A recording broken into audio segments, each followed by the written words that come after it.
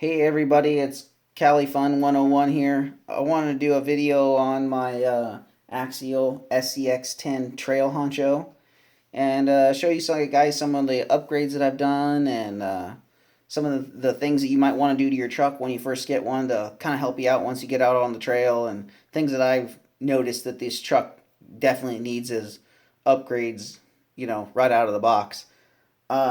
So far, I'm not all the way through what I'm going to do to this truck, but I'm a little ways, and I want to show you guys what I've got done here.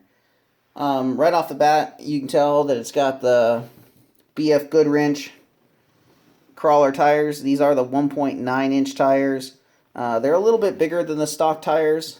Here's the stock tires that come on them, the ripsaws. You can see that they're a little bit bigger. Not much, just a little bit. But that little bit of size seems to help immensely. I also got some of these. They're some Maxxis axial tires. They're not quite as big, but they're maybe a little bit wider, maybe a little bit different tread pattern, a little bit different, softer compound. So we'll try those out later. But these have seemed to be help a lot. I really like these, and these are what I'm running in some of the videos previous to this video, and they've helped immensely. So tire upgrade is a big thing for these trucks, I think.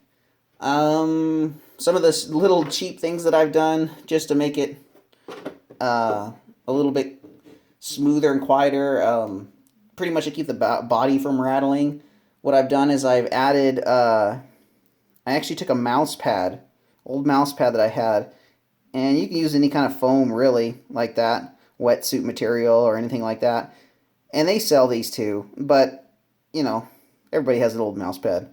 So you cut one of those up and make little donuts and stick them on there on all four corners of the truck. That seemed to help a lot. One of the other things I did with this truck in particular is that it has this hard plastic body underneath on the bottom here. I'm running some True Fab bumpers on this thing, and when I added that bumper onto the back here, it makes this crossbar, and you can see where the paint's missing, where it was wearing here on the little tabs. And what I've done is I've just taken a little bit of that mouse pad and glued them onto the tabs where it was rubbing there, and it really quieted the body down immensely. It almost, you can't even hear it. It's really, really nice. I really suggest doing that because it really takes away from the scaleness when you hear plastic body rattling the whole time. So, and then going back to the True Fab bumpers, that was another thing that I had a problem with right away, especially in the front, was not having the clearance. I don't know if you guys are familiar with the stock Honcho bumper. Here's my stock one. You can see what I've done to it. I've actually trimmed the edges off. There should be, triangle edges here. And when that went on there, those covered the front wheel quite a bit. When this was like this, and then it came out to here. So when you drive up the stuff, you try to hit your front wheels up on it to climb up it, and it would just be in the way. So I cut those off, but even better than that, my buddy down at True Fab hooked me up with a bumper. You can see it's got gussets in it and everything, super strong, little tang. I can drive up to stuff. It's actually got a little bend here in the middle, which actually really helps for when you get from moving you side to side when you're on something, so you can just crawl right over and boop, go right up stuff. So that's really helped. And then, I got to get the matching one for the back.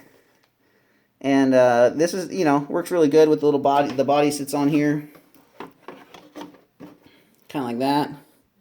Kind of fits in there. The other thing is, too, when you turn the power on for the lights are nice and bright, and they also reflect off the top of that. And that's actually painted black. You can see how reflective that is. So once if I were to ever put any like silver tape or anything on there, it'd really make it bright. So I really dig those bumpers. Thanks True Fab for those. Those have helped out a lot. And I'm probably actually going to have him he custom makes these bumpers, and you can find these at different hobby shops. And I might put up a list of those hobby shops later on. The other thing I'm going to have him do, he makes full cages and everything. I don't think I'm going to go that extreme, but I'm definitely going to maybe have him make me some rock sliders. He puts a little cool True Fab emblem in the middle there. And I definitely want to get one of those. So that's what I've done to this truck so far. The things that I'm going to do to this truck in the future or real soon is definitely these linkages. These lower linkages, and the upper linkages aren't too bad, but the lower ones are the worst. You can see here, you can see when my truck starts to bend. Yeah, that's just ridiculous. So I don't know if you can see that. My arms are in the way or not, but yeah, you can see that it's not good. So I want to replace those with metal ones. I have just recently done the front one here. You can see that I got metal ones there. This is what I had on there before. You can see they're nice. They keep your servo from not getting bent around too much, but when you're trying to crawl and trying to get your steering to go a certain way, sometimes it doesn't go the way you want it to. So that kind of sucks. But so I definitely want to get those. The other thing I wanted to get was the shocks. These shocks are the stock shocks. They're not quite like the ones that come on the deadbolt. They are the dual spring ones where they have the smaller spring on the top and the bigger spring on the bottom. You can see. But they leak pretty bad. I changed the oil in them, and I probably get about a battery and a half out of this thing before one or two of them leak most of the oil out. And they're fairly new, and it's not like I'm jumping this thing. You know, it's a rock crawler. It's not a basher or anything like that. So that's pretty bad. So what I think I'm going to do is I might upgrade to some Pro lines or something like that. And I'm thinking about getting the Axial 4-link kit for this thing. They make a nice little kit for that, which actually have the front steering rod too that will match it and everything. So one of the easy things that I did to help out with getting dirt in the axles was turning them around. You can see here, and put this a little closer here. Sorry guys. You can see I got the smooth side of the axle on the bottom. Before it was turned around the other way, and dirt would get up into the spline part and make some grinding noises. So I just turned them around, and now the smooth part's down on the bottom, and they don't get into the dirt as bad, and it's much nicer. So I like that a lot. And that was an upgrade that I picked up off the internet from watching one of these YouTube videos just like this. So that's what you got to do. You got to watch these videos to know that kind of stuff. The other thing I wanted to go over was the 4-link here. If you notice here, I have the same bars on the bottom here as I have on the top. Axial actually provides these extra bars and this mounting bracket with the Trail Honcho. Normally it comes with this little Y piece that fits in there kind of like that. The only thing that it doesn't come with is the bolts to bolt in the mounting bracket for the linkage and the bolt for the linkage. These bolts down here at the ends are the same ones that go on here and here on this Y bracket. So you can use those again. You just got to get the ones for the end there. I just went down to a local hardware store and got them. Or you can get them in your RC shop or order the right bolts or whatever you want to do.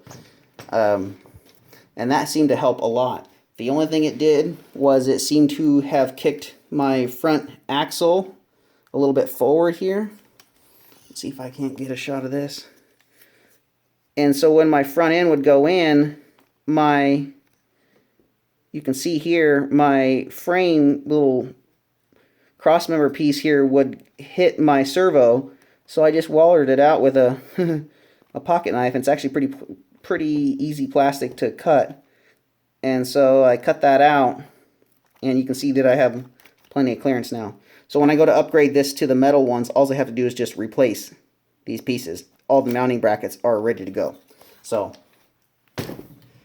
that's pretty much most of what I got to talk about now. And like I said, I'll put up more videos here pretty soon. If you want to see some more, or you want to have any questions or anything, leave a comment. I'll probably put some more trail videos. Maybe get some of my buddies' trucks on here. They got some pretty cool stuff. So yeah, if you like what you see, give me a comment, give me a thumbs up, and I'll see you guys later. Thanks. See ya.